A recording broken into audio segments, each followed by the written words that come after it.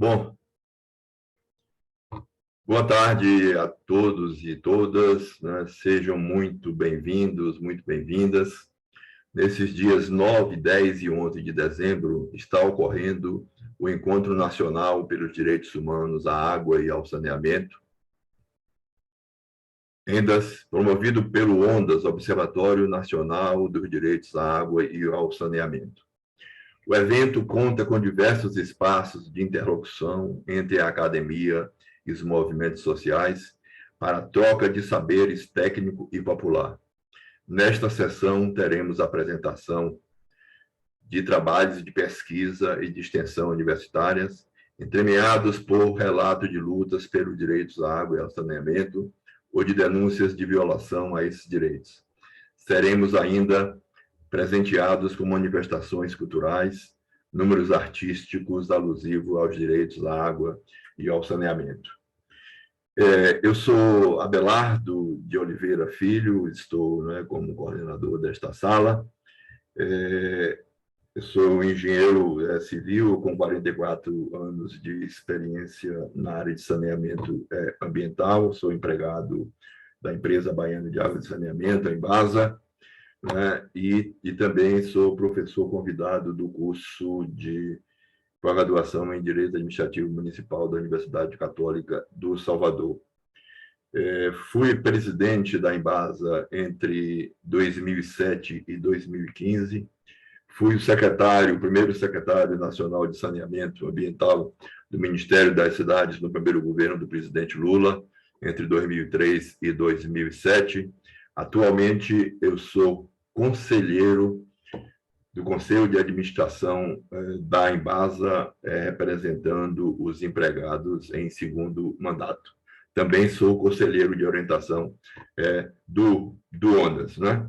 Então, agora nós vamos explicar aqui a dinâmica das salas e das apresentações.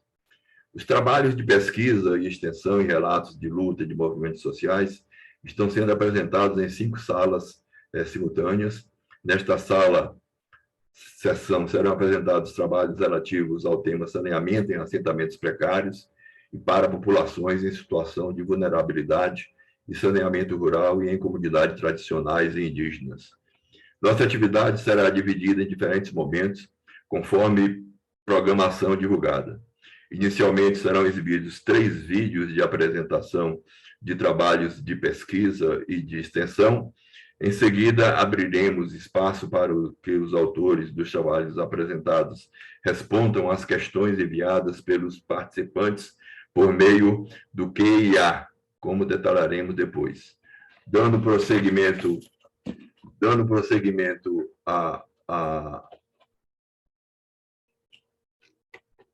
dando continuidade, né, à sessão, teremos a apresentação de manifestação cultural e o intervalo.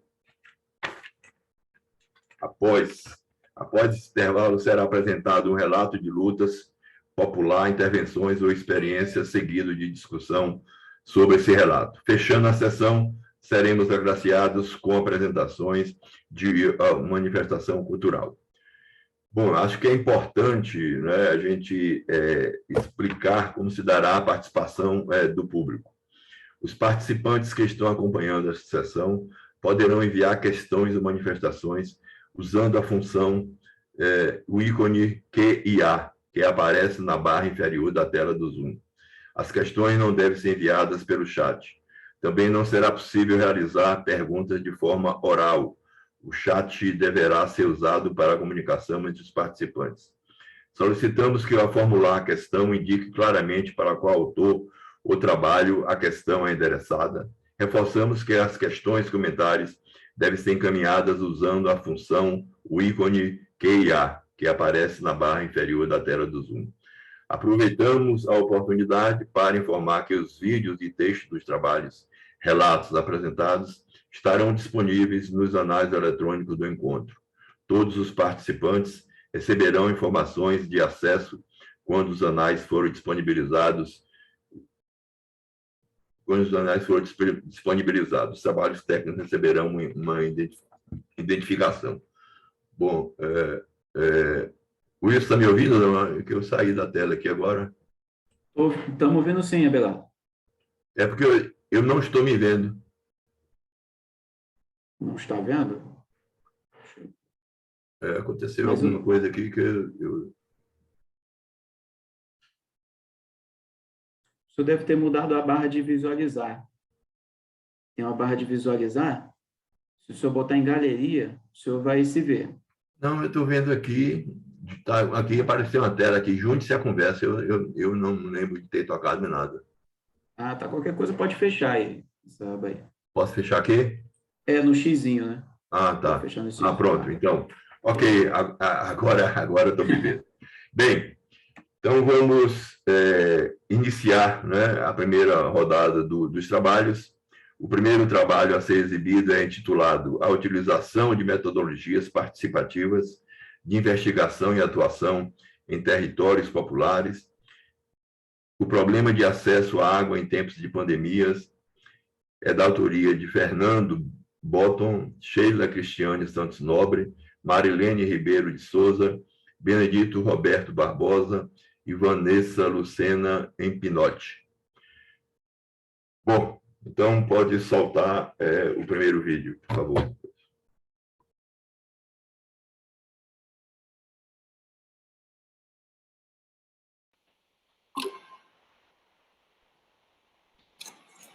Olá, boa tarde a todos e a todas. Primeiramente, eu gostaria de agradecer ao Ondas pela oportunidade de participar desse congresso e apresentar um pouco da nossa pesquisa. Meu nome é Fernando Botton, eu sou arquiteto urbanista, mestrando da UFABC em Planejamento e Gestão do Território e membro do LabJuta, Laboratório de Justiça Territorial. Quem vai apresentar esse trabalho junto comigo é o Benedito Barbosa, da Central de Movimentos Populares, da União dos Movimentos de Moradia e também do LabJuta, o Laboratório de Justiça Territorial e doutorando da UFABC, meu colega na universidade. E também quem vai apresentar um pouco essa pesquisa são as pesquisadoras populares Sheila Nobre, Marilene Ribeiro, da União dos Movimentos de Moradia e da Secretaria de Favelas, Ocupações e Cortiços. Então, eu vou compartilhar aqui um pouco a minha tela, a gente montou uma pequena apresentação.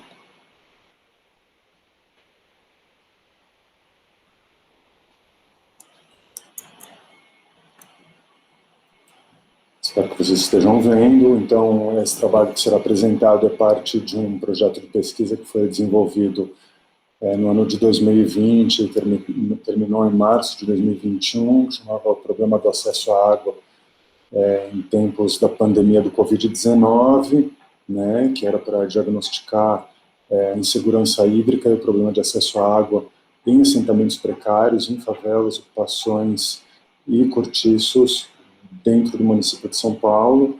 E aqui, nesse trabalho, a gente vai apresentar um pouquinho da metodologia que a gente utilizou.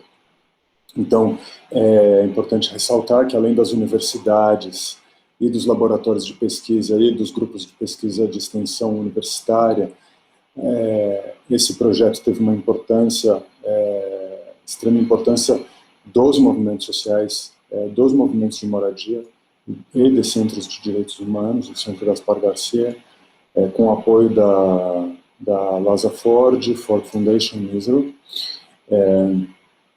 Um pouco aqui da equipe de projeto. Esse projeto ele foi coordenado pelas professoras doutoras Vanessa Empinotti e Luciana Ferrara.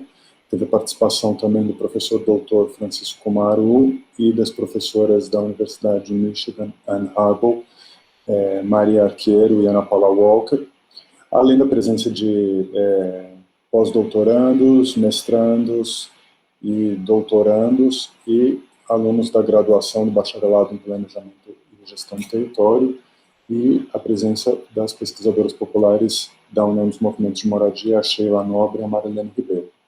Então, um pouco essa é a estrutura da equipe de pesquisa, né, que contou com as pesquisadoras populares e um trabalho de pesquisação, né, muito trabalho de pesquisação. Eu vou aqui passar o depoimento do Benedito Barbosa.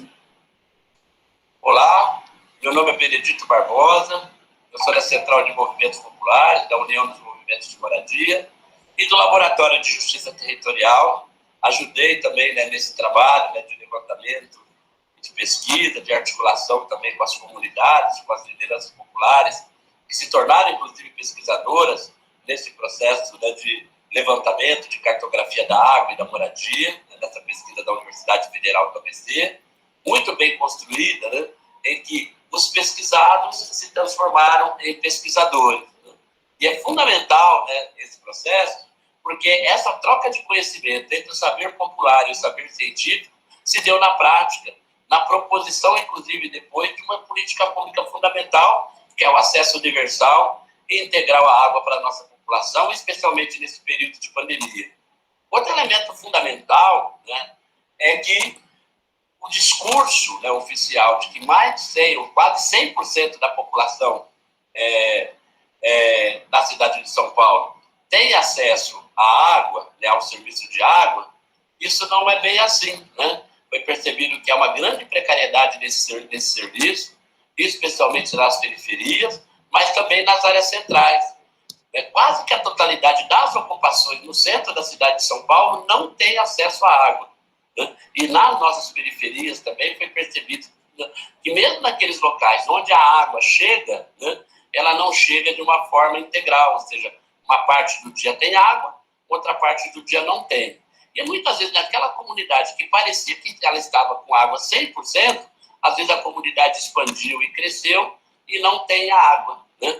Em outros lugares inclusive, né, não tem água de jeito nenhum. Às vezes as pessoas estão na beira dos mananciais, na represa, né, e também não têm acesso à água, infelizmente. Então a pesquisa trouxe esses elementos, né, que são fundamentais para que a gente possa discutir essa política pública, né, contribuir com essa política pública e também estabelecer, né, um registro científico, né, sobre os dados do acesso à água para a nossa população, especialmente nesse período de pandemia.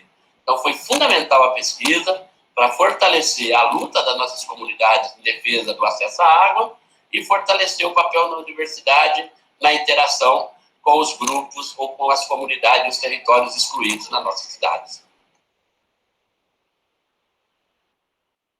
Então, eu vou explicar um pouquinho as etapas da pesquisa, ambas em caráter qualitativo, interpretativo.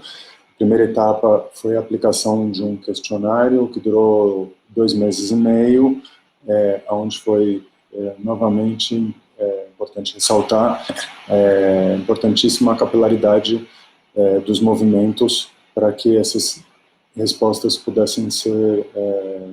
esse número pudesse ser atingido. Então, a gente obteve 591 respostas, todas dentro de 12 municípios da região metropolitana de São Paulo e algumas poucas respostas em outros municípios, mas como tivemos 93% das respostas dentro do município de São Paulo, optamos por nos concentrar aqui nele. Então, primeiramente foram feitos alguns mapeamentos com essas respostas, então, o mapeamento do problema do acesso à água, o mapeamento da falta de água durante a pandemia, né? Então, uma série de gráficos também foram produzidos. O problema da intermitência, né, que ficou muito clara, que a redução ou interrompimento de água, tanto na parte da manhã quanto da parte da noite, é um problema do acesso à água. Então, uma série de mapas foram produzidos com essas respostas, né? E aí, uma segunda parte da pesquisa, que foram um aprofundamento dessas respostas, foram escolhidos 9 comunidades, né, para a construção de histórias da falta de água. E essas comunidades localizadas nas regiões do município de São Paulo, regiões estabelecidas pelo próprio movimento, né? Então a gente fez uma regionalização territorial adotada pelos movimentos de moradia, né?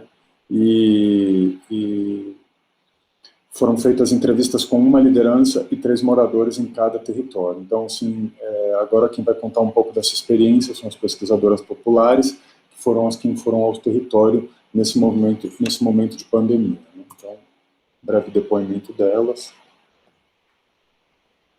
Olá, eu sou a Mara, faço parte da União do Movimento de Moradia. Aqui dentro da União eu atuo nas duas secretarias, Secretaria de Favela e Ocupações e Cortiços e Secretaria de Mulheres. Hoje eu vou falar um pouco da minha atuação na Secretaria de Favelas.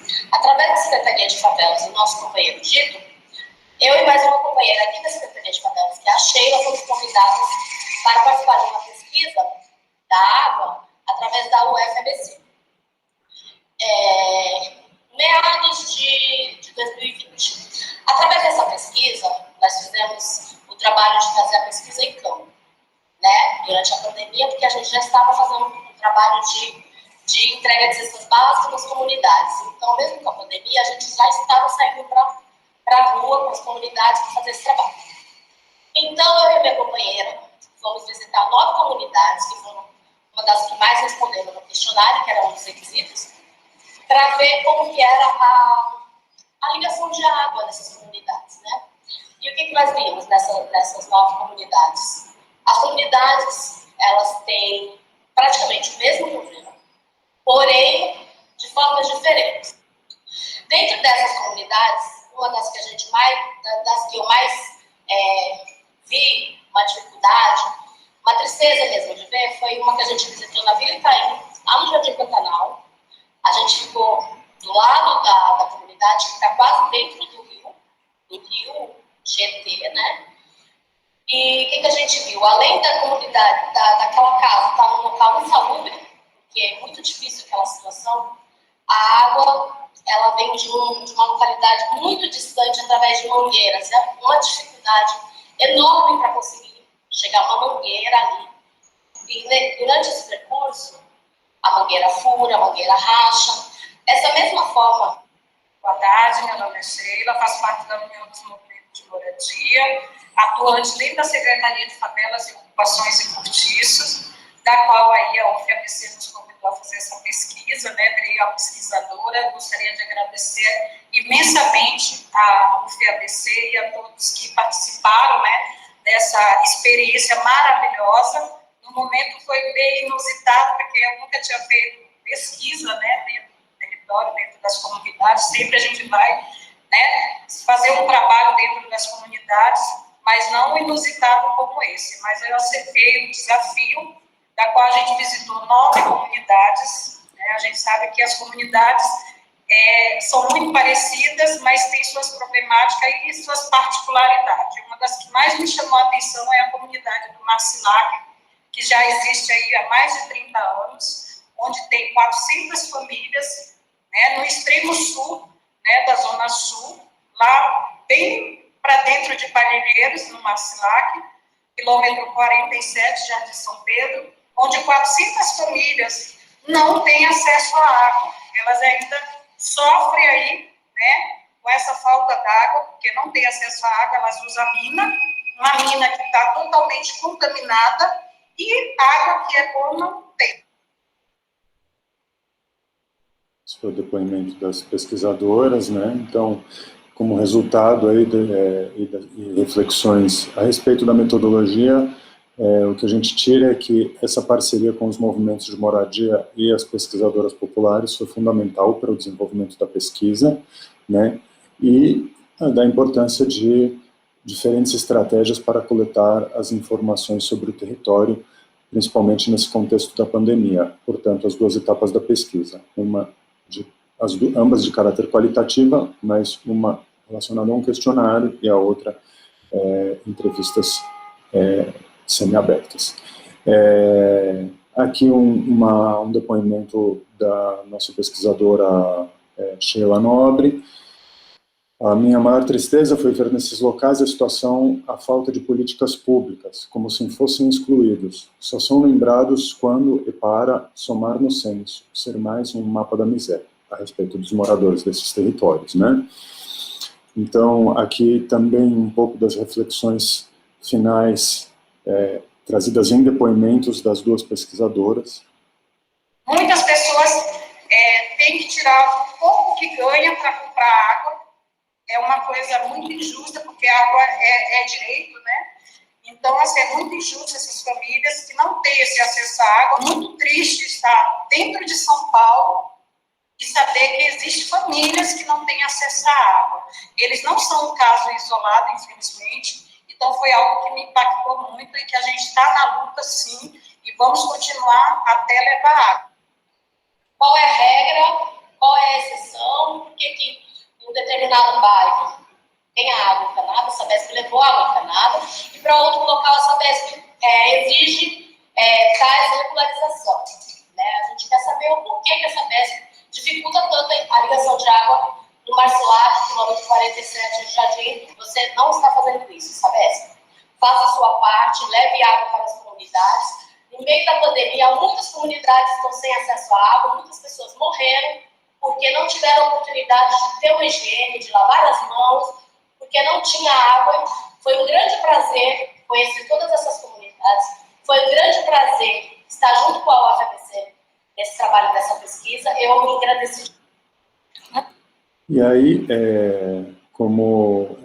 para finalizar, todo esse trabalho da pesquisa está dentro de um site que a gente criou, chamado Água e Moradia, pesquisaufabc.edu.br, e uma publicação que a gente fez. Esse trabalho também, ele gerou outras ações para além da pesquisa, né? Então, isso é importante ressaltar, assim, para finalizar. Primeiramente, foi feito uma cartilha a respeito do direito à água, logo no início da pandemia, antes da pesquisa, para os moradores dessas comunidades, como diretriz para se higienizar e para se cuidar, e como devolutiva às lideranças e aos movimentos e aos moradores que nos ajudaram na pesquisa, as pesquisadoras populares retornaram aos territórios para levar a nossa cartilha, a nossa publicação que foi feita como objeto de pesquisa, né? Foram feitas também participações em webinários, discussões entre as professoras e as pesquisadoras populares, né? E o auxílio das pesquisadoras na entrega de caixas de água em algumas das comunidades. Então, é um pouco isso a pesquisa. A gente queria agradecer. Eu vou parar aqui o compartilhamento. E agradecer novamente a oportunidade. Muito obrigado. Ok. Muito obrigado, então, Fernando e a Sheila, né? E parabéns aí pelo trabalho. Vamos seguindo.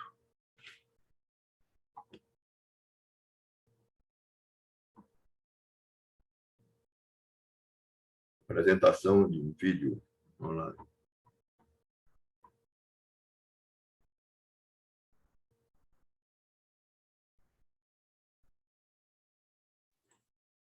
Wilson? Oi, Abelardo, eu passo já o outro vídeo? Sim, pode passar. Pipocou aqui. Ah, tá ok, que deu um... Tá ok.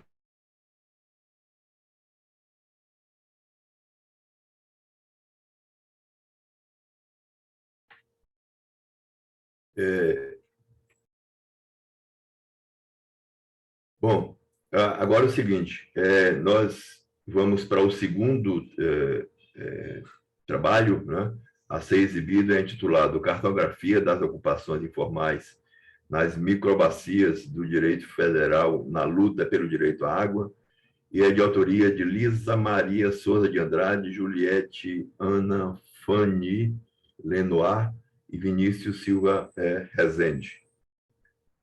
Pode rodar, então. Ok, só um minuto.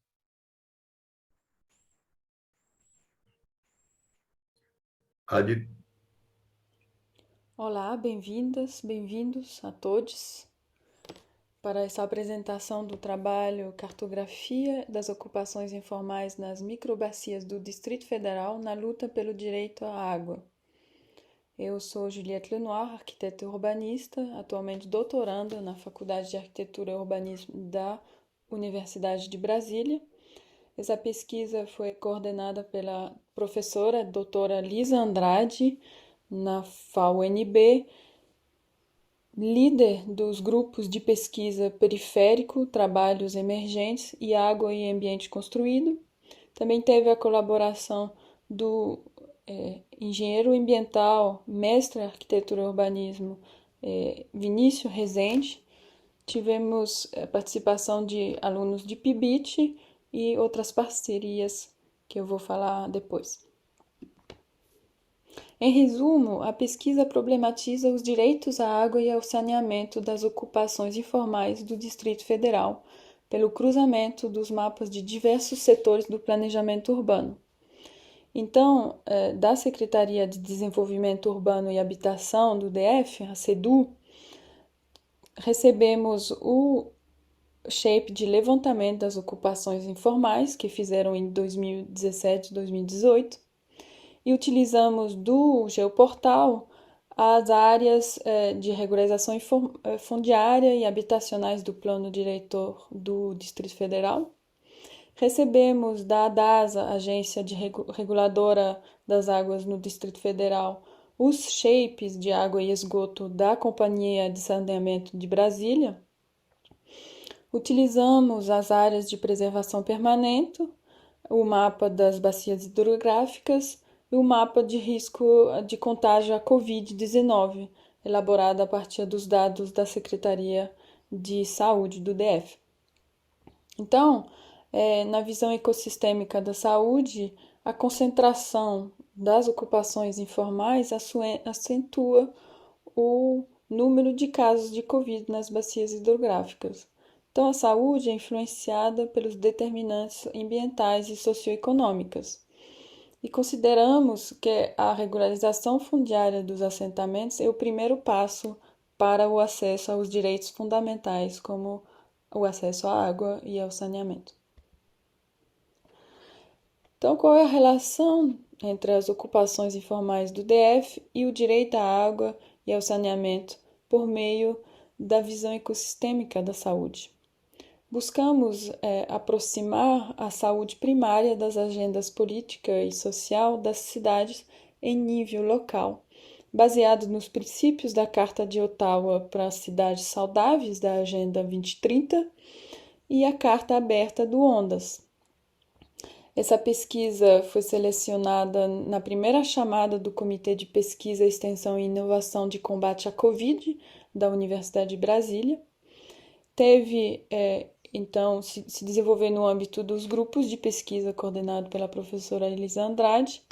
Teve apoio dos técnicos da DASA, do Sindicato de Água do DF, da SEDU, da Fiocruz, da Codeplan, da Defensoria Pública do DF, do BER Cidade DF, do FAMA DF, do ONDAS e do IAB, Instituto de Arquitetos.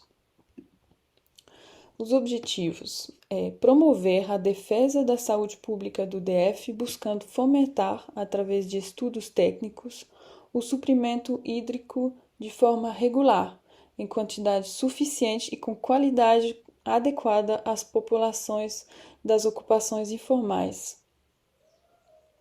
Então, para tal, vamos gerar mapas temáticas que indiquem as áreas sem acesso à água e as ocupações informais fora das áreas de regularização do plano diretor, gerar esquema de divisões técnicas para suprimento hídrico, dimensionar a demanda hídrica para suprimento da população das ocupações informais que não possuem acesso à água, propor diretrizes para promover o suprimento hídrico em caráter emergencial e fomentar a implementação do saneamento básico adequado a essas áreas. Temos um déficit e um planejamento inadequado. Então, somente 46% do esgoto coletado é tratado. 44% da população não tem coleta de esgoto. 15% da população não tem água encanada em casa e 5,8% da população vive em superlotação. Esses dados mostram a dificuldade da execução das orientações de higiene básica promovidas pelas instâncias regionais, nacionais e internacionais para limitar a propagação da Covid-19. Ressaltamos que a aprovação da PL 4162 não contribuirá para o avanço do saneamento básico no Brasil. Consideramos que a privatização do saneamento básico cria um monopólio privado para a água e o esgoto no país. De volta focando no Distrito Federal, temos já 10 anos de vigência do plano diretor e percebe-se que este não conseguiu abranger a complexidade das ocupações urbanas e da realidade local das microbacias e das regiões administrativas. Então, faz-se necessário pensar num processo mais transescalar e emergente para a revisão do macroplanejamento. Esse primeiro mapa mostra em amarelo os pontos de ocupações informais, em azul as redes de água, e vemos que a maioria desses pontos não tem acesso ao saneamento básico, então não dispõe dos mecanismos básicos de defesa contra uma pandemia. O primeiro passo da nossa metodologia foi processar esse mapa dos 508 pontos de ocupações informais para identificar os grupos de ocupações informais. Então, para tal, definimos um raio de 500 metros ao redor dos pontos e selecionamos os grupos de ocupações informais de mais de 50 terrenos e definimos esses grupos de cluster. Esse número de 50 terrenos é utilizado pela CEDU como o limite para ter uma vistoria em loco e também é utilizado pelo IBGE como o limite de definição de um aglomerado subnormal, como eles falam. O segundo passo metodológico foi classificar esses clusters de ocupações informais conforme a sua localização na macrozona rural ou urbana do plano diretor. Por fim, analisamos a proximidade desses clusters com as estratégias de regularização fundiária e expansão habitacional do plano diretor. Então, vimos a proximidade, definimos tipologias conforme a proximidade com áreas de preservação permanente, áreas de regularização de interesse social, áreas de regularização de interesse específico, que são a REURB-S e a REURB-E da Lei de 2017 de regularização fundiária federal. Estudamos também a proximidade com os parcelamentos urbanos isolados e as novas áreas habitacionais. Esse ponto metodológico permite orientar no futuro os processos de regularização fundiária adaptado à situação. Nesse mapa dos clusters de ocupação informal, vemos em amarelo estes, em verde as áreas de preservação permanente, em marrom a macrozona urbana, em rosa as novas áreas habitacionais, em vermelho as áreas de regularização de interesse específico e em azul as áreas de regularização de interesse social, que são as ZEIs, no resto do Brasil. Aqui, pulando para outra escala, temos os clusters de ocupação informal projetado nas bacias hidrográficas do Distrito Federal, as 6 bacias. Numa tabela, vimos que o maior número de ocupação de cluster se encontra na bacia do Rio Descoberto, à esquerda, que é também o maior, o que dá água para a maior parte da população do Distrito Federal. Para o dimensionamento, utilizamos a taxa média de ocupação por domicílio por região administrativa, porque consideramos que, se tratando de ocupação informal, vamos ter um domicílio por terreno. Então,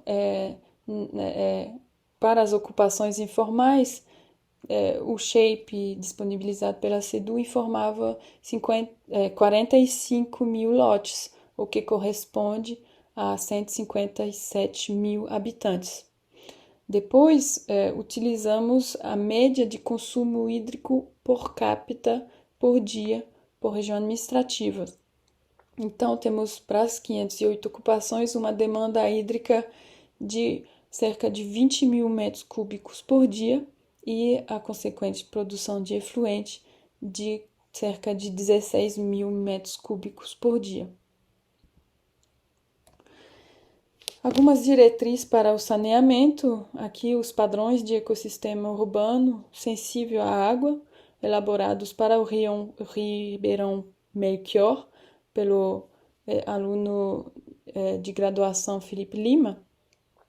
Então, temos o transecto para aplicação do urbanismo agrário e para a infraestrutura verde, com uma gradação de densidade habitacional e densidade natural. Temos a agricultura urbana, com o zoneamento permacultural e a compostagem e preparo do solo. Temos bacias de sedimentação com wetland, lagoas. Temos jardins filtrantes, entre outros. Aqui os padrões desenvolvidos por Samuel Prats no Ribeirão Sobradinho, com esse urbanismo sensível à água, que procura entender as relações entre as dimensões da sustentabilidade social, econômica, ambiental.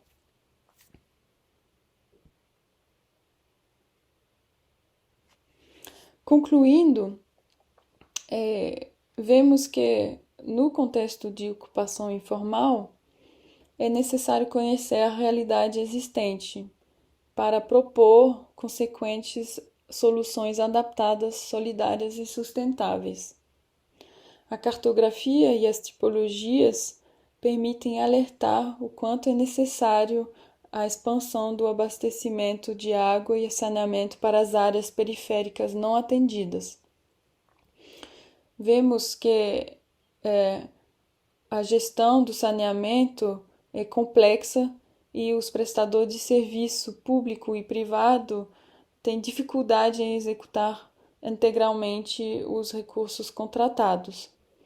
Por fim, a visão ecossistêmica da saúde demonstra as correlações necessárias e a possibilidade de enfrentamento dessas populações na luta pelos direitos fundamentais.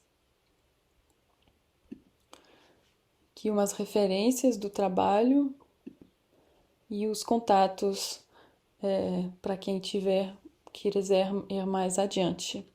Muito obrigada e bom evento.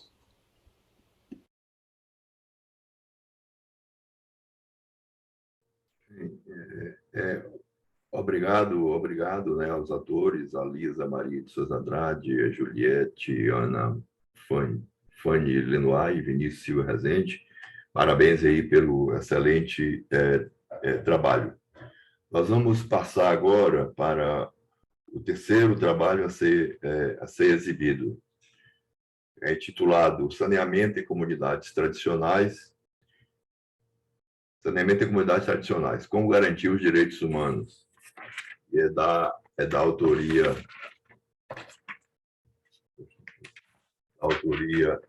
de Bárbara Brenda Silva, Caroline Pedrosa Alves, Júlio César Lima e Sonali Rezende. Pode soltar o terceiro vídeo, por favor, Luiz.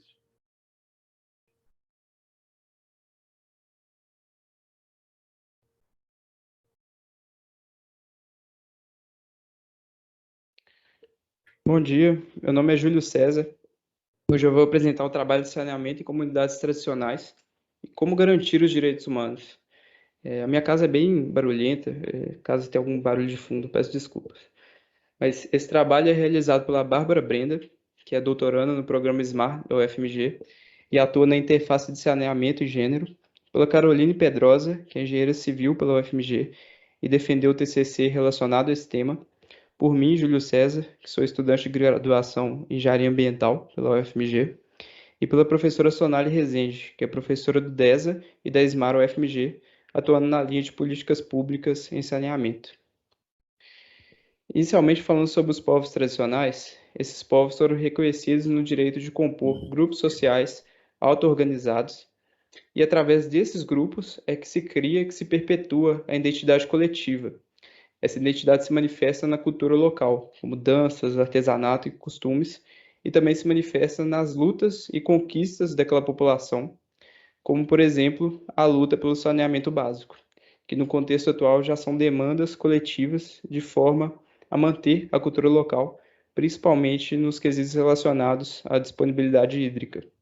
Nesse sentido, nós temos a luta pelo abastecimento de água e o esgotamento sanitário.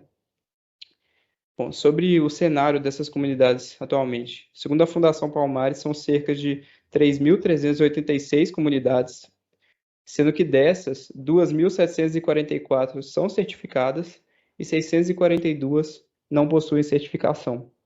Então, desse total de 3.386, a maior parte se encontra na região Nordeste, sendo 2.138 comunidades.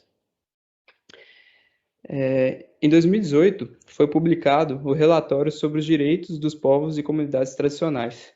E esse relatório apresenta a violação ou as violações sofridas por essas comunidades tradicionais, em especial as comunidades quilombolas.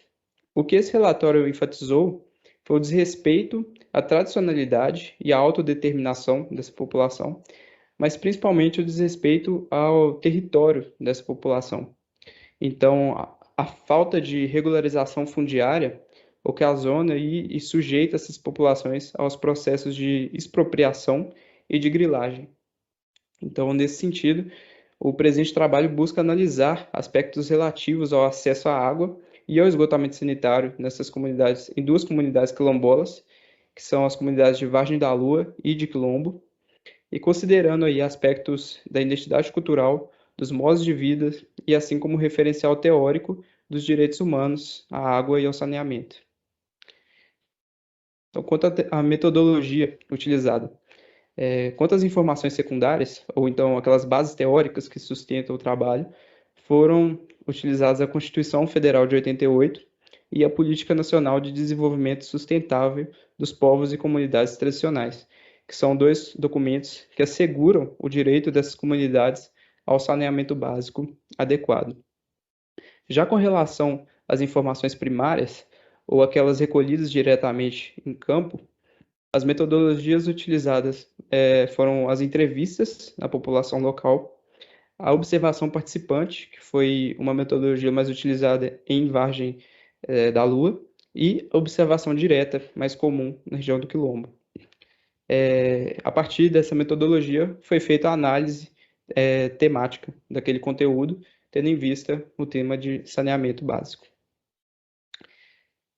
Quanto aos princípios normativos desses direitos ao saneamento, os principais parâmetros analisados foram a disponibilidade da água e as estruturas de captação, distribuição e tratamento da água e de esgoto. Então, nesse sentido, o que possui de estrutura? Se aquela água é tratada antes de ser distribuída, se existe algum tipo de captação e tratamento dos esgotos. Em sequência, a qualidade e a segurança desses serviços. Então, a qualidade da água distribuída, a efetividade do tratamento daqueles esgotos. Em sequência, a aceitabilidade dessas práticas pela população. Então, essa aceitabilidade, ela resulta aí da interpretação daquela população com relação, por exemplo, à cor da água, ao cheiro daquela água, ao gosto e aspectos influenciados pelo saber local, né, das culturas locais e pela percepção que aquela população tem. E, por fim, a questão de acessibilidade físico e financeiro, ou seja, se aquelas práticas elas estão de acordo com o ambiente em que elas são inseridas e também se elas estão de acordo com a realidade financeira daquela população. Então, uma contextualização das bases legais. O direito humano à água e saneamento foi instituído pela ONU somente em 2010, e ele reconhece a obrigatoriedade dos países signatários da ONU a se comprometerem legalmente com a sua realização. Então, esses direitos devem levar em conta aspectos culturais de forma a preservá-los e a respeitá-los. Dessa forma, como propôs o antropólogo Taylor em 1871, a cultura local deve ser respeitada. E essa cultura inclui o conhecimento daquela população, as crenças, a arte, a norma e os costumes dela. Além disso, na Constituição Federal de 88, no seu artigo 216, consta que constituem patrimônio cultural brasileiro os bens de natureza material e imaterial, tomados individualmente ou em conjunto e portadores de referência à identidade, à ação, à memória de diferentes grupos formadores da sociedade brasileira. Ou seja, dessa forma, o conhecimento e a cultura dos povos tradicionais quilombolas fazem parte do patrimônio cultural nacional e devem ser preservados. Agora, falando um pouco sobre a trajetória legal no país, em 2004 foi formada a Comissão Nacional de Desenvolvimento Sustentável nas Comunidades Tradicionais. Em 2007, essa comissão gerou uma política nacional de desenvolvimento. E aí ela vai analisar esses espaços necessários à reprodução cultural, social e econômica e os direitos territoriais. Então, ela prevê a garantia de acesso aos recursos naturais que tradicionalmente aqueles povos utilizavam para reprodução física, cultural e econômica, e a solução ou minimização dos conflitos gerados pela implantação de unidades de conservação ou de outros interesses, né? Então, tem a garantia dos direitos daqueles povos e comunidades a seu território e ter a possibilidade de continuar suas práticas culturais. Além disso, em 2011, nós temos a Política Nacional de Saúde Integral das Populações do Campo, da Floresta e das Águas, que também vai ditar um pouco sobre as formas como essa saúde pode ser garantida a essas populações. Então, quanto às comunidades de estudo, a primeira comunidade é a comunidade de Vargem da Lua, ela é localizada no município de São Gonçalo do Rio Abaixo, e ela ainda não é reconhecida pela Fundação Palmares. Atualmente são cerca de 200 habitantes, dispostos em 45 domicílios. E aí vale ressaltar que o fato de não ser reconhecido pela Fundação Palmares normalmente está associado ao fato de ela não ter um território já especificado em lei. E isso faz com que ela seja mais susceptível a tipos de violência ou disputa territorial, aí, normalmente com empreendimentos imobiliários, urbanísticos, agroindustriais, minerários e até com outros potenciais econômicos que queiram ocupar a área. Então, nesse sentido, essa comunidade de Vargem da Lua se encontra numa zona de autossalvamento de uma das barragens de rejeito da mina de Brucutu. Isso significa, essa mina é uma das maiores do funcionamento do Brasil, e isso significa que a comunidade fica localizada imediatamente a jusante da barragem, de forma que não há tempo hábil para fazer a evacuação dessa população em caso de um acidente ou de um rompimento. Quanto aos membros dessa população, são membros que possuem uma relação de parentesco, e a renda, na maior parte das vezes, advém de uma agricultura familiar. Essa forma de produção de renda depende diretamente da disponibilidade hídrica local. E a sua continuidade dessa forma de renda, ela está sendo ameaçada pela instalação da planta da mineradora, que ocasionou um rebaixamento do lençol freático, o que já provocou o secamento de algumas nascentes e de poços profundos que anteriormente eram utilizados. Para tentar contornar esses problemas, a Prefeitura de São Gonçalo do Rio Abaixo disponibiliza a água hoje proveniente de um segundo poço instalado e que é bombeada e distribuída em todas as residências. Na região não há estruturas de esgotamento sanitário. Já a segunda região analisada é a região de Quilombo. É uma comunidade pertencente ao município de Sabinópolis e ela é reconhecida pela Fundação Palmares em 2010, com cerca de 120 pessoas e 50 domicílios. Seus moradores se dedicam principalmente à agricultura familiar.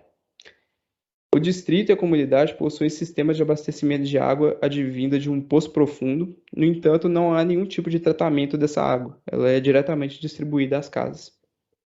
E o principal córrego da região é receptor da água de 47 nascentes. No entanto, a intensa degradação do solo proveniente de práticas de agropecuária na região, que é muito comum a criação de gado para corte ou produção de leite, e também agora o plantio de eucalipto, vem culminando aí com a diminuição da disponibilidade hídrica e a interferência na qualidade das águas. Normalmente uma poluição aí proveniente ou de agrotóxicos ou de fezes bovinos, e essa disponibilidade tem muita relação com a retirada da vegetação para pastagem. Então, dessa forma, além disso, né, em 2003, a Prefeitura de Sabinópolis realizou a instalação de um sistema de coleta de esgotos na área do Quilombo, na área urbana do Quilombo.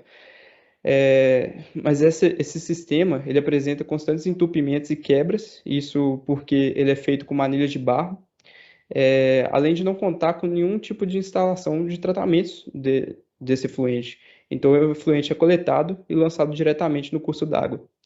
E essa obra fez com que o esgoto, que anteriormente era destinado de forma difusa ao longo da comunidade, se concentrasse. E essa concentração da carga poluidora fez com que diversas práticas cotidianas fossem interrompidas, como, por exemplo, o nado, a pesca, a lavagem de roupa e até o consumo daquela água. Então, quanto aos resultados, né? A gente percebe que esses direitos que asseguram o saneamento e a água às comunidades quilombolas e até a questão dos territórios são muito recentes e eles ainda têm diversos conflitos para serem contornados para garantir esse direito a essas comunidades tradicionais. Além disso, nós percebemos diversos interesses de terceiros com base na área ou na utilização dos recursos da área e também um desrespeito com relação tanto ao território quanto à cultura local. Então, tanto em Vargem da Lua quanto no Quilombo, o que a gente percebe é sim um comprometimento do acesso à água de qualidade, a inexistência de processos de tratamento de esgoto e, com isso, a não conformidade para essas populações do direito à água e ao saneamento básico. Então, aqui estão nossas referências. Eu agradeço a atenção de todos e todas. Muito obrigado.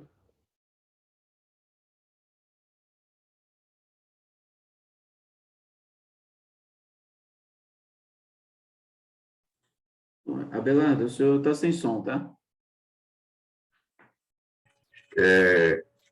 Obrigado, Júlio César. Parabéns aí aos autores, né, do trabalho. É muito importante, inclusive, para que a gente possa fazer uma discussão mais ampla aí do direito à água e ao saneamento. Antes de convidar aí os autores para responder, deixe-me fazer uma correção grave aqui que eu cometi, né? Esqueci de apresentar o nosso companheiro Fernando Biron, que está aí no apoio. Por favor, abra sua câmera aí, Fernando, para você se apresentar. Eu esqueci aí, Fernando Biron é diretor do Sindicato de Águas e Esgoto aqui da Bahia. Tá? Então, agora eu convido aí os autores presentes, né, para participar dos debates. Então, podem abrir as suas câmeras, por favor. Tá? Bom, eu vi aqui que tem umas perguntas no chat, mas eu gostaria até de fazer também umas perguntas para os autores, né? Para o Fernando, né? O Fernando Boton, não sei. Aí é o seguinte, eu acho que realmente é muito importante, né, esse trabalho, porque identifica a acentuação de um problema em tempos de pandemia, né, numa cidade, né, numa metrópole como São Paulo, né, e que, conforme o dito, né, e falou, já existe um problema anterior, mesmo fora dos tempos de pandemia, né, a questão da intermitência, a questão de quem tem água, né, não chega todos os dias, né, e aqueles efetivamente que não têm acesso. Como na Constituição, né, não existe ainda trabalhado o direito ao saneamento, né, mas existe o direito à moradia, o direito à saúde, o direito à questão, né, alimentar. Eu entendo que mesmo que esses direitos outros estivessem consolidados, que não é o caso, né, eu acho que é grave a questão do direito à moradia, principalmente no centro de São Paulo e nas periferias, mas que sem o saneamento, sem a água, mesmo que todos tivessem esse direito, né, à moradia digna, à saúde, esses direitos não seriam concretizados. Então, o que eu queria saber de vocês é o seguinte, pelo que eu pude perceber, né, o problema é grande e independe dos tempos de pandemia, né, do tempo de pandemia.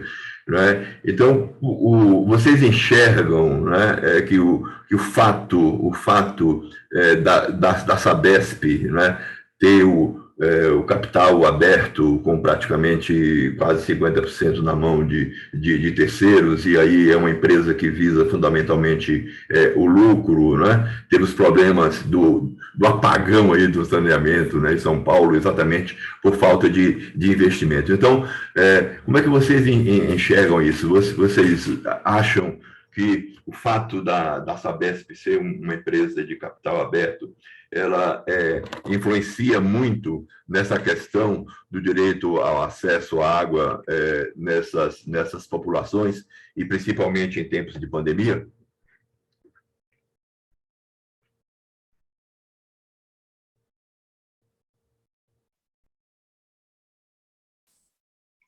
Beato, bom, eu vou responder, se a Vanessa, Sheila, Mara ou o Dito também quiserem complementar, podem. Bom, o que a gente percebeu com a pesquisa é que o problema não está só na rede de abastecimento de água, né? Que a insegurança hídrica domiciliar desses assentamentos precários, tanto no centro quanto na periferia, ele não está relacionado só à rede de abastecimento, né? Porque em São Paulo, segundo o SNIS, 99,3% do município tem rede de abastecimento, né? Então, não é só uma questão óbvio, a Sabesp ela tem parte desse monopólio, né? Assim, ela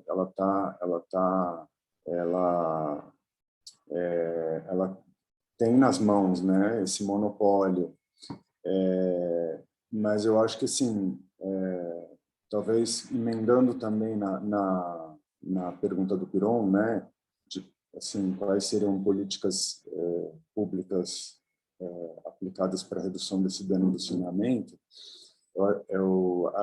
a gente observou que, assim, que a gente acredita que talvez políticas combinadas com as ações que os movimentos de moradia, que as lideranças, que as associações, que as cooperativas já fazem no próprio território, se fossem combinadas as políticas públicas, isso traria muito mais efetividade, assim, né, para o saneamento nesses lugares, porque o problema não é só a rede, o problema também a baixa renda dessas populações, né? Então, assim, não basta a Sabesp, por exemplo, doar a caixa d'água, né? Às vezes ela doa a caixa d'água e a caixa d'água fica parada lá encostada, porque a pessoa não tem dinheiro para comprar uma infraestrutura, para fazer a torre, para colocar a caixa, para fazer essa complementação, né? Então, assim, não basta criar políticas, a Sabesp criar políticas nesse sentido, se ela não dá não dá um auxílio mais continuado ou com um olhar mais preciso para esses assentamentos, assim, né? Então, assim, isso acho que a gente precisa aprofundar um pouco assim nessa discussão, né, de políticas públicas combinadas ao que os movimentos já fazem, né? Porque o que eles fazem é isso, né? Eles precisam da água, do saneamento básico, e eles fazem as instalações deles como elas são necessárias e precisam ser feitas. Não sei se respondi.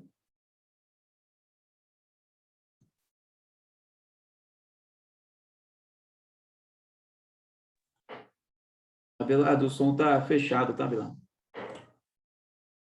Ok, eu percebi também que você já antecipou aí uma pergunta do Biron, né, que está aí no chat, né? Então, eu vou fazer uma pergunta aqui para a Juliette, né, sobre essas questões, as ocupações informais na microbacias, na luta pelo direito à água, né?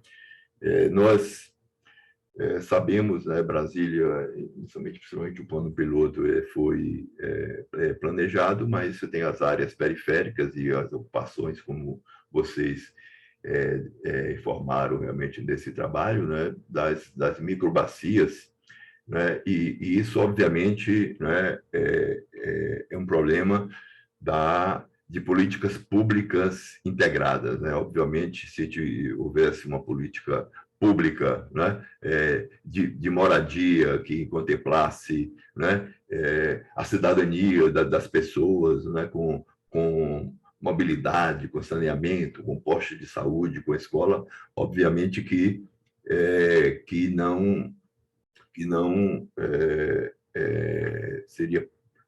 seria provável, né, que as pessoas fizessem essas ocupações. É claro que é exatamente em função de toda uma ausência de políticas públicas. Então, na realidade, o que eu percebi aqui, e obviamente não apenas a questão do saneamento básico, né? Não apenas a questão do saneamento básico, que interfere aí nos casos de Covid, pelo que eu vi aqui também pelos estudos, a questão da concentração, né, de ocupações informais, exatamente, né, pela ausência de saneamento básico, pela ausência de saúde pública, terminou contribuindo efetivamente, né, para o aumento dos casos de Covid. Então, eu queria saber como é que vocês enxergam, principalmente com a aprovação e a edição aí da Lei 14.026, como bem dito aí, né, no trabalho aí pela Juliette, né, que efetivamente essa lei ela institucionaliza o monopólio privado, né? Então, diante dessa lei, como é que vocês veem a oportunidade, a possibilidade de tentar resolver essa questão, entendendo de que isso é uma questão mais ampla de ausência de políticas públicas? Ou seja, né, a Lei 14.026 vocês acham que que ela vai aprofundar essa questão que vocês identificaram no trabalho? Boa tarde.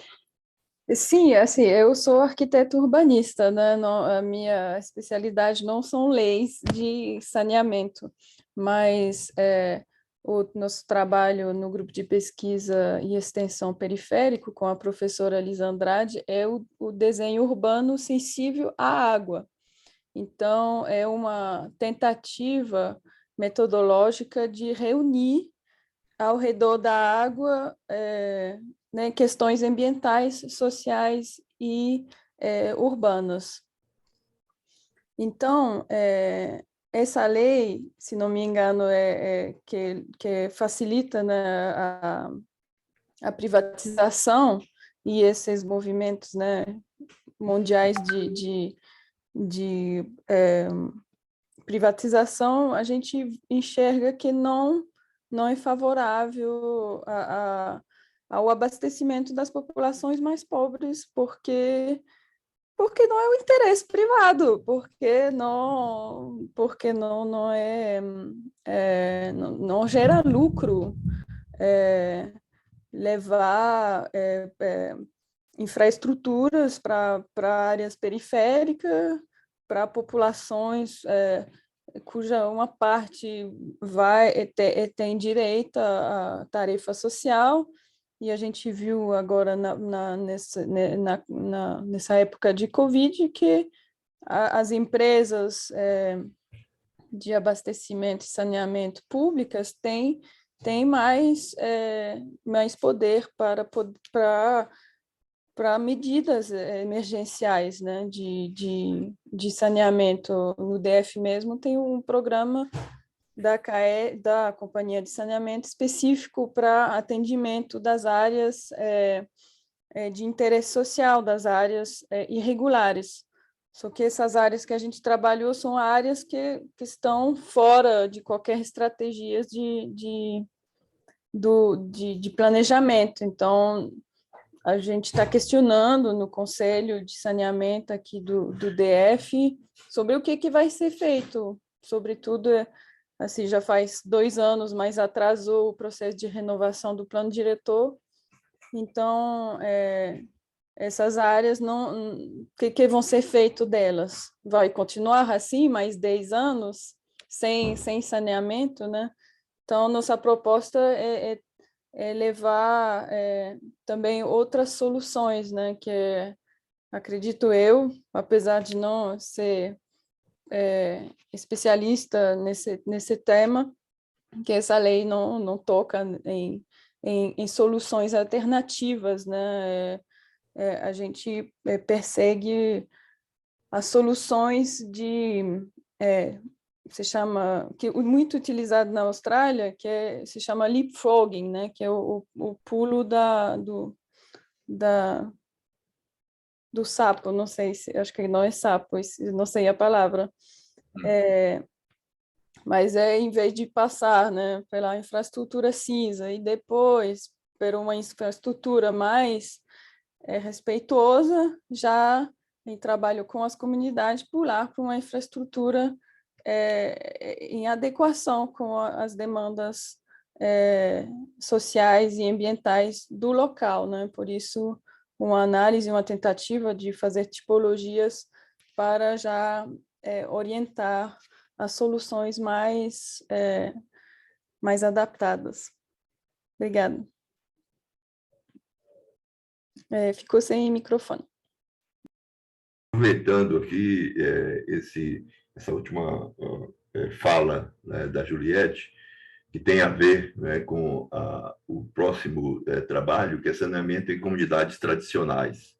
Então, eu queria saber dos autores, e me parece que é o Júlio César quem está aí, não sei se os outros estão presentes, é o seguinte, a lei original, a Lei 11.445, ela colocava nos seus princípios fundamentais a utilização de tecnologias alternativas, né, e apropriadas para cada uma dessas áreas, né? E o que a gente observa, mesmo com esse dispositivo legal, é uma espécie de ditadura das empresas, né, e que fazem projetos da área de saneamento, que, na maioria das vezes, né, projetam um sistema de abastecimento de água para essas comunidades tradicionais e quilombolas, que não tem nada a ver, né, com a realidade, com a cultura. Ocorre que a Lei 14.026, ela retirou, ela modificou esse princípio fundamental. Então, ao invés de utilização de tecnologias alternativas, eles colocam incentivo a tecnologias alternativas, obviamente, que não é a mesma coisa, né? Então, como é que você vê, Júlio César, não apenas, né, a questão da ausência, né, dos direitos humanos à água e ao saneamento, né, para a maioria dessas comunidades, né, tradicionais, e como você vê essa questão, né, da construção de sistemas inapropriados, como inclusive você citou, e foi a última fala aí da Juliette, né? Eu acho que realmente tem que ter tecnologias alternativas. O que vocês identificaram, né, com essa pesquisa nos locais com relação à forma da implantação desses sistemas onde foram implantados? E o que é que você acha do fato da própria das dificuldades, né, da garantia dos direitos à água de qualidade, não é, com todos os princípios lá dos direitos humanos, e a própria questão da lei, quais são as dificuldades que vocês identificam que vão acontecer nessas comunidades? Bom, boa tarde, Abelardo. Boa tarde a todos e todas. Vocês estão me escutando? Tranquilo? Sim, Tudo bem. A minha internet aqui, ela costuma ser bem instável. Caso tenha algum problema, vocês me avisam, por favor. Mas assim, eu vou comentar mais sobre a minha visão aí dentro do trabalho, né? Eu tive contato com a comunidade do Quilombo, eu sou do município de Sabinópolis, que foi a comunidade que ocorreu a instalação de um sistema de coleta de esgotos, né? Sem um sistema de tratamento. Então, nesse sistema, o esgoto que antes era colocado de forma mais difusa, né? Ele agora foi concentrado. E assim, né? Uns relatos que a gente tinha de lá, justamente dessa questão de não ter o contato, né, entre as executoras de um serviço, licença, entre a executora de um serviço e a população no geral, né?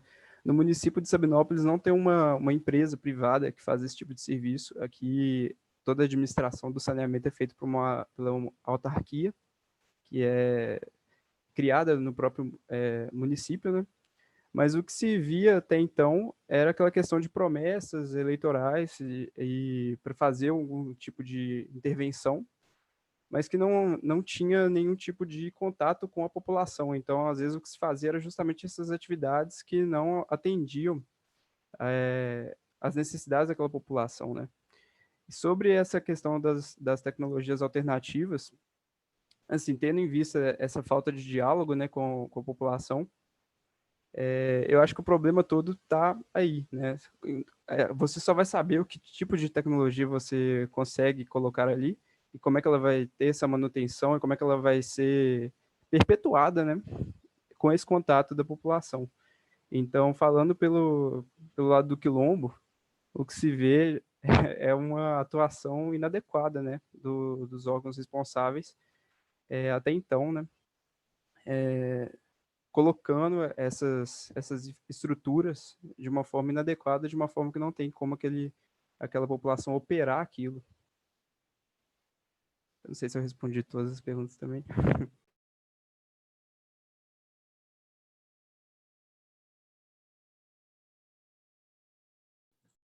O som está desativado, Abel.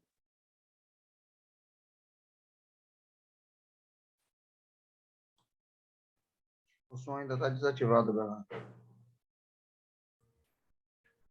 Bem, como orientação aí da coordenação que a gente cumpriu o tempo, eu gostaria até de abrir mais uma rodada aí para que outras pessoas também pudessem falar, né? Outros autores pudessem falar, mas como a gente já está aí com quase 15 minutos, né, atrasados, então nós infelizmente nós não vamos abrir aí mais nenhuma fala, né? Eu olhei aqui, parece que também não tem mais perguntas no chat. Então, vamos para a manifestação cultural. um número musical, Rafael Pessoa, mestrando em saneamento pela UFMG, integrante dos Insects Sustentáveis. Por favor, Wilson.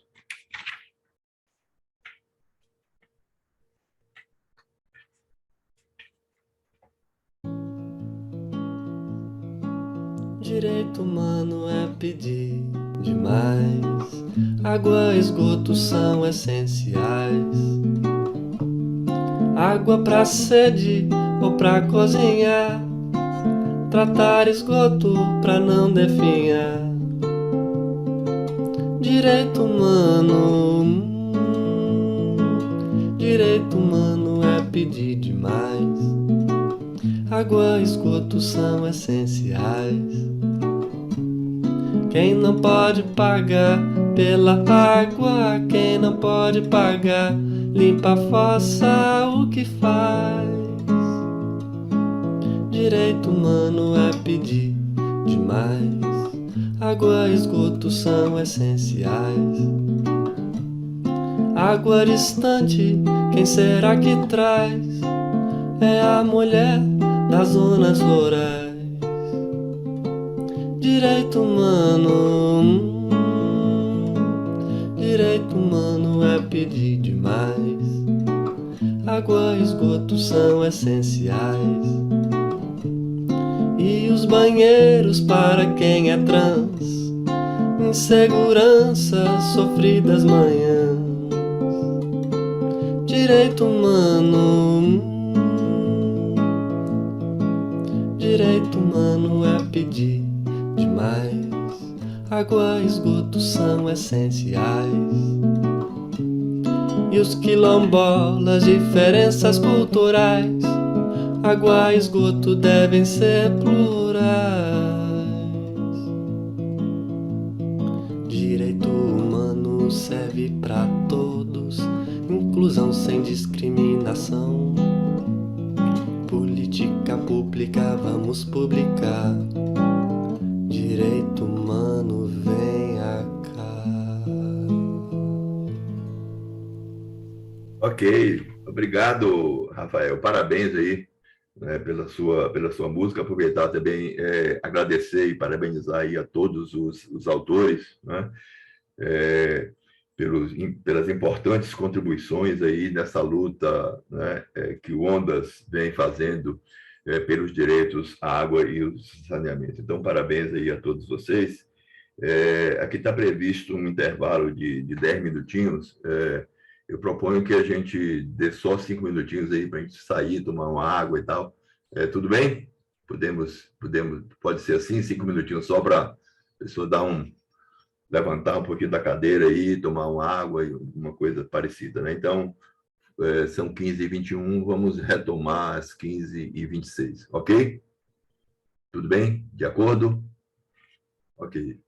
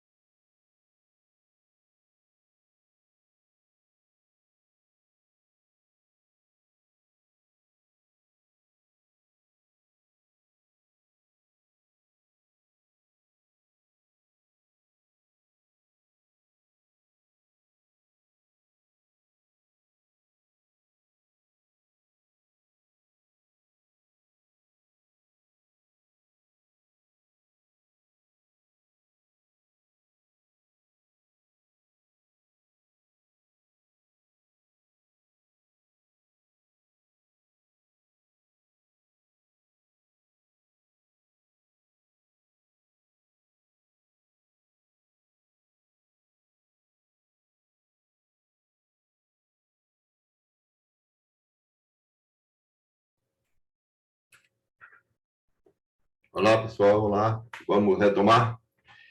Vamos retomar. Estou vendo ali que o Dito tá com a mão levantada. Dito, antes de passar para a próxima fase, eu pediria só a você que fosse breve, né? Porque realmente a gente já está com o horário atrasado. Eu vou abrir para você fazer aí sua intervenção, mas solicito que seja bem breve, tá ok? Então, a verdade era, Belardo, muito... Primeiro, a minha falação foi em vídeo, né? Então, eu queria deixar um abraço, né, para toda a companheirada do Ondas, para você também, tempo que a gente não se vê, né? E dizer que a nossa luta em defesa da água, em defesa da moradia, né? Elas são profundamente complementares, né? Porque moradia digna, né? Supõe, né, acesso à água, acesso a saneamento, né? Acesso a transporte de qualidade, e essa luta nossa, né, pelo direito à cidade, ela tem que ser cada vez mais integrada. A segunda questão, né, sobre em relação mais diretamente à pesquisa, né, e sobre esse tema aqui da relação da Sabesp, né, com o acesso à água às comunidades de baixa renda, né, tem acontecido, e eu queria fazer esse registro aqui nesse espaço do Ondas, né, que a gente, as comunidades, para poder acessar água, elas precisam pedir o apoio para a prefeitura, né? Em geral, aqui em São Paulo, né, são 31 subprefeituras, né? E quem vai dizer se aquela comunidade pode expandir seu serviço de água e se acessa à água é a subprefeitura local. Em geral, controlada por algum vereador, né? Da base do prefeito, em geral, né? E aqui, em geral, mais da direita, né, do que da esquerda, né? E aí, né, a gente vê, né, como funciona, né, esses processos, né? E mesmo que fosse também de esquerda, é ruim, né? Esse tipo de relação, né, de vereador, subprefeitura e relação com a Sabesp, né? Porque relacionar isso nos territórios, né, com garantia do acesso à água, em geral, também está associado ao debate de acesso a processo eleitoral, ao clientelismo e ao voto, né? Então, eu queria fazer esse registro também, que talvez fosse um momento, em algum momento, porque não foi tanto o foco da pesquisa, mas ela levanta para a gente também esse questionamento, né? Para a gente pudesse fazer, né, um debate, né, sobre como garantir a universalização do serviço, né, sem que você dependa, né, de um vereador ou dependa lá do subprefeito local dizer se você tem direito ou não tem direito à questão da água, né? Que, em geral, isso, né, vincula aos processos clientelistas, né?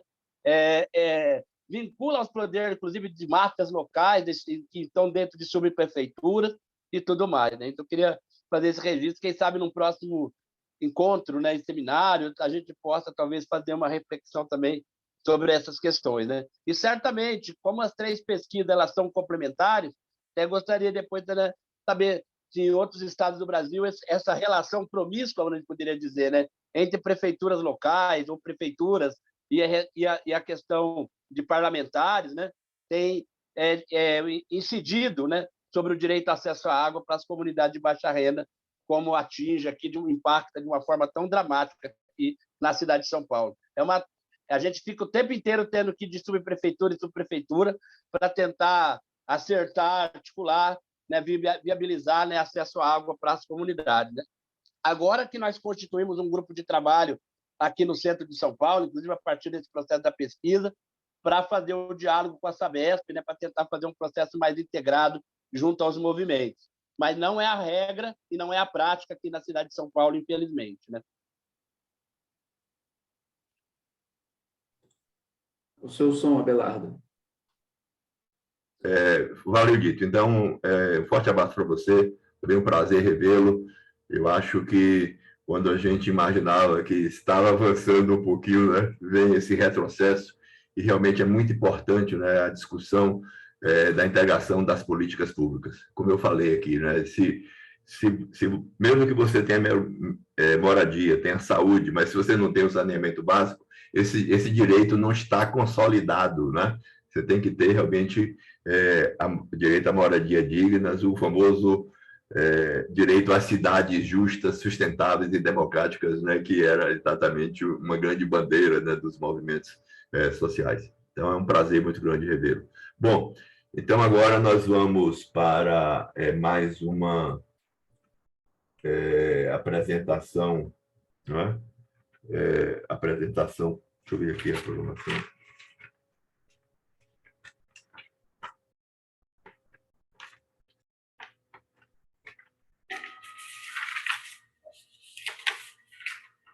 Me perdi aqui, é isso aí.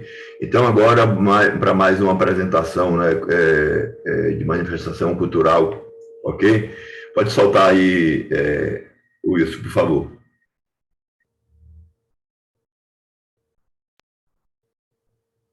Olá, eu sou a Laura Rocha, estou aqui hoje junto com o Du Evangelista. Nós somos moradores da cidade de Ouro Preto, em Minas Gerais, e vamos contar um pouco para você sobre a luta contra a privatização dos serviços de água e esgoto no nosso município, o Fora Saniouro. A Saniouro é uma empresa sul-coreana que ganhou o processo de licitação da concessão de água e esgoto aqui no município de Ouro Preto. Mas antes de falar sobre a luta contra essa empresa, nós vamos mostrar um pouco sobre o que é o município de Ouro Preto.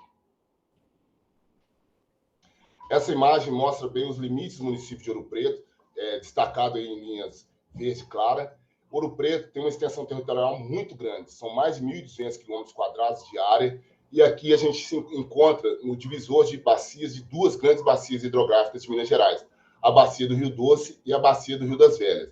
Na imagem, a gente consegue ver uma linha amarela, mais tênue, que mostra exatamente esse divisor de bacias, do Rio das Velhas, do Rio Paraupeba, que vão se juntar com o Rio São Francisco. E, para o outro lado, a bacia do Rio Doce. Quando se fala no município de Ouro Preto, as imagens que vêm à cabeça são somente do centro histórico, da antiga Vila Rica, que está circulada aqui em amarelo. Mas o município é muito grande e nós temos mais 12 distritos que estão destacados aí nas estrelinhas vermelhas. Também aqui em Ouro Preto a gente sofre muito com o ataque das minerações nos nossos aquíferos. Nós temos áreas de mineração na região de Miguel Burnier, Engenheiro Correia, e do outro lado, na região de Antônio Pereira, onde a gente teve o crime da Samarco. Então a água também é muito utilizada pela mineração sem seus devidos cuidados. Vamos falar um pouco aqui sobre o resumo da gestão política da água e esgoto aqui em Ouro Preto nos últimos 38 anos. A gente tem uma primeira fase, que vai de 88 até 2004, onde a gestão era feita de uma administração direta, ou seja, a prefeitura, com seus servidores públicos, fazia a gestão da água e esgoto no município. Em 2005, houve uma mudança, passamos a ter uma administração indireta com a criação do SEMAI, o Serviço Municipal de Água e Esgoto do município. Então, ele foi criado em 2005. Em 2009, foi criada a TBO, que foi uma tarifa básica operacional que servia para dar sustentação ao dia a dia do SEMAI. E também, em 2011, dentro dessa mesma gestão, foi feita a tarifação por hidrometração e consumo. O problema é que essa lei de hidrometração ela veio em 2011 e logo em 2012 a gente teria uma eleição. E aí o prefeito não quis fazer hidrometração por questões eleitorais. Porém, ele perdeu a eleição, veio o Zé Leandro em 2013, e continuou com a administração indireta através do SEMAI. Ele institucionalizou o Plano Municipal de Saneamento, porém não fez nenhum processo de taxar por consumo. E isso causou o sucateamento do SEMAI, que foi se arrastando. E em 2017 muda a gestão, entra o prefeito Júlio Pimenta, que faz a concessão para o contrato da Saniouro. Nesse governo, a gente teve a regulamentação dos serviços, que antecedeu a licitação da concessão que aconteceu em 2008 e 2019. Em 2021 a 2024, que é a atual gestão que a gente tem do prefeito Ângelo Osvaldo, ele começa com a concessão da Saniouro e a primeira ação que ele faz é a extinção da ARCEOP, que era a agência reguladora do serviço. E somente 4 meses depois ele vai fazer um convênio com a ARISP, que é a agência reguladora intermunicipal. Então a gente ficou vários meses aí sem nenhuma regulação do serviço e a empresa trabalhando por conta própria. E nessa gestão tivemos já a entrega do relatório da CPI, que também é um fator importante para a nossa luta aqui contra a privatização. A gente sabe que o prefeito fez toda a sua campanha em cima desse processo de encerrar o contrato com a Saniouro e voltar com o SEMAI. Então, a nossa luta vai muito para poder cobrar essa promessa de campanha também do atual prefeito. Bem, sobre o edital, ele foi lançado em 2018, em setembro de 2018, depois ele foi suspenso um mês depois, teve um edital retificado em dezembro de 2018, depois teve uma segunda republicação em março de 2019, e a sua homologação só foi acontecer em julho de 2019, ou seja, quase um ano de processo de licitação, e o que a gente tira dele que foi um edital muito controverso, com diversos pedidos de impugnação pelas empresas que participaram. Ele fazia referência a uma agência reguladora que não existia. A versão inicial do edital estipulava o pagamento de uma outorga. Já a versão final, essa outorga desaparece sem nenhuma contrapartida para o município. Em janeiro de 2020, inicia o processo de atuação da Saneouro, com a ordem de serviço emitida em janeiro de 2020.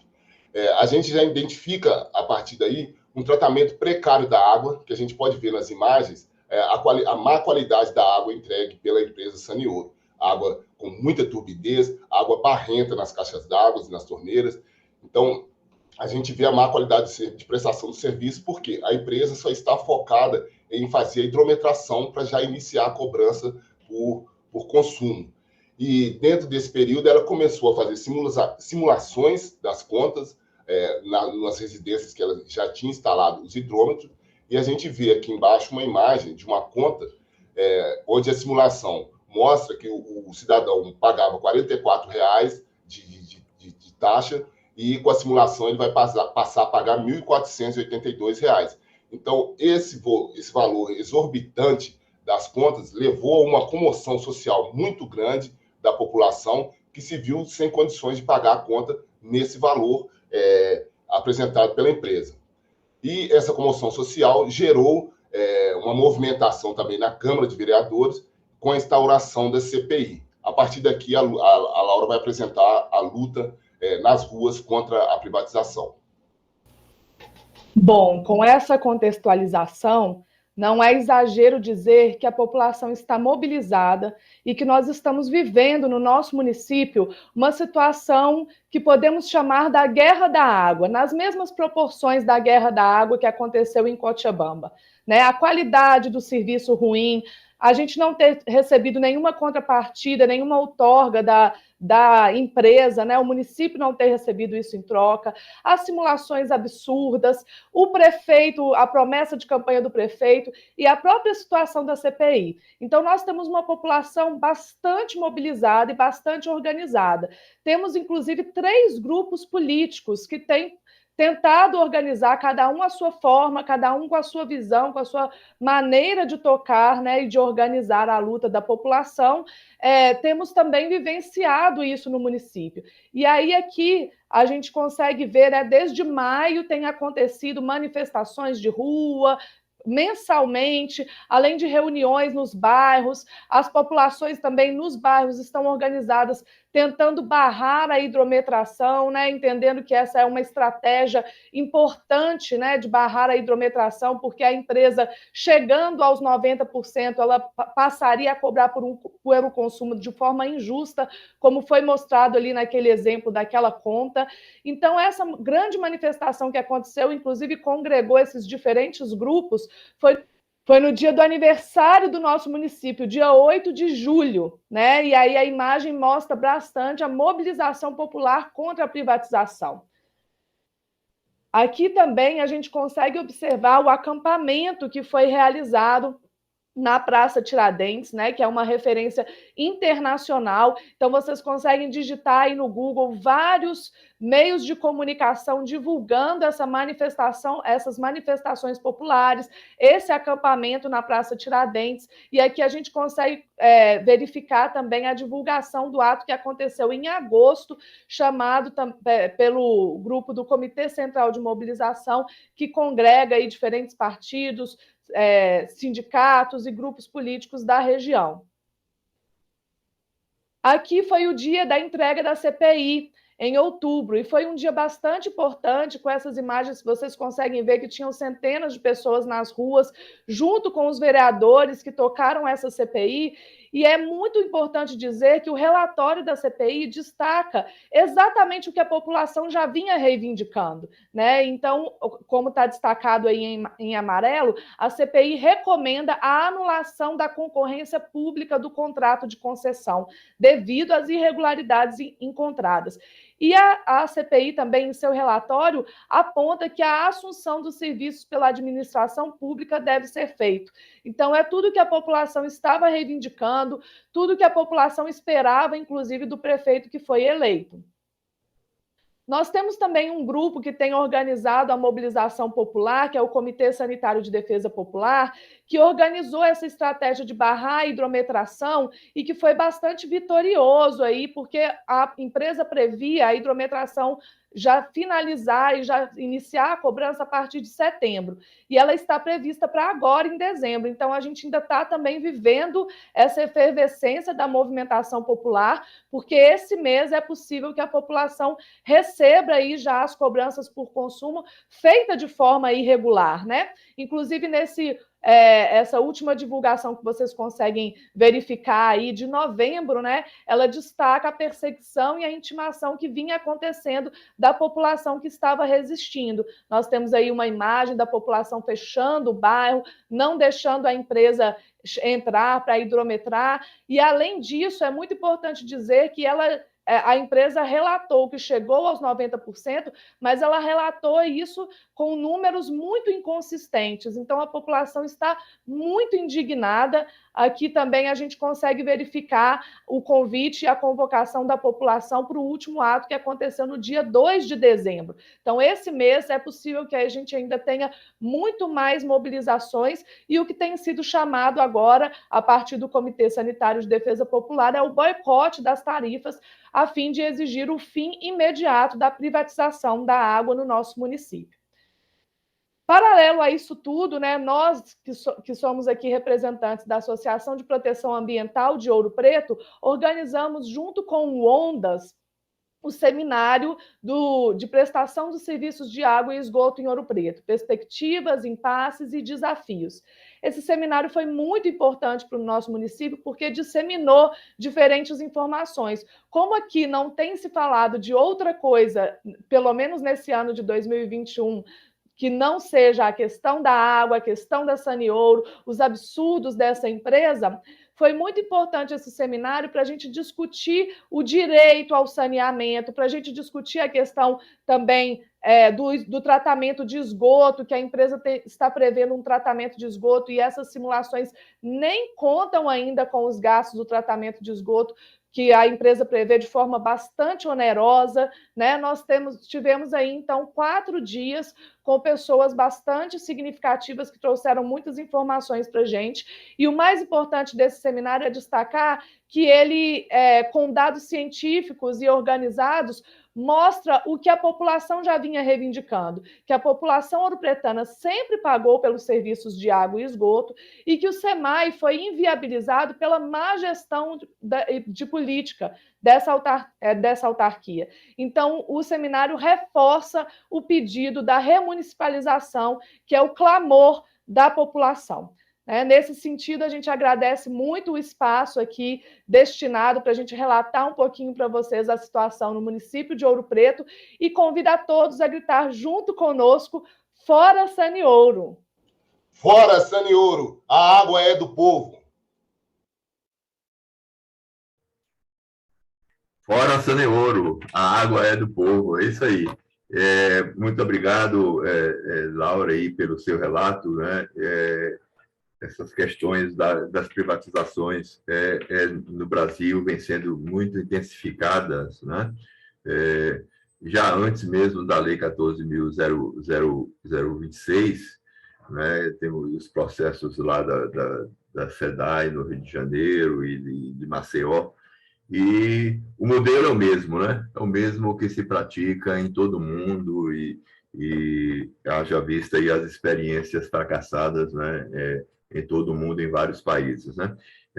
Eu acho que a luta é essa mesmo, né? Inclusive, vocês conseguindo retomar os serviços, vocês vão ter que discutir quais as alternativas de serviço público, porque você sabe que a lei, ela ela impede que o município receba recursos se não privatizar, né? E se não regionalizar.